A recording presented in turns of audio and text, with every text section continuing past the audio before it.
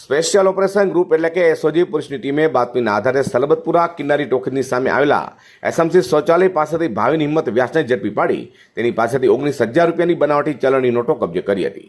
આરોપીની પૂછપરછ કરતા તેને જણાવ્યું હતું કે મારી આર્થિક પરિસ્થિતિ સારી ન હોવાથી પૈસા કમાવાની લાલચમાં હું મારા મિત્ર ગોપાલ મુકેશ વિઠલાણી પાસેથી બનાવટી ચલણની નોટ લાવી બજારમાં વટાવા ફરતો હોવાનું જણાવ્યું હતું. તેથી ઉત્તરાયણ રેલવે ગંડારા પાસેથી ગોપાલ મુકેશ વિઠલાણીને ઝડપી પાડ્યો હતો.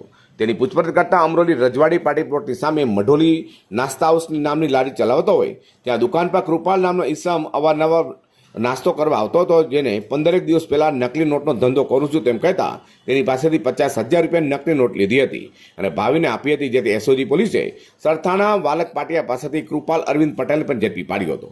પૂછપરછ કરતા તેને જણાવ્યું હતું કે એકાદ વર્ષ અગાઉ જમીનના સોદા માટે વડોદરા ગયો હતો. ત્યાં પંકજ પંચાલ સાથે મુલાકાત થઈ હતી અને ત્યાં સુધી 60,000 રૂપિયાની નકલી નોટો આપી હતી. એમાંથી 10,000ની નકલી નોટ છૂટક બજારમાં વટાવી દીધી છે.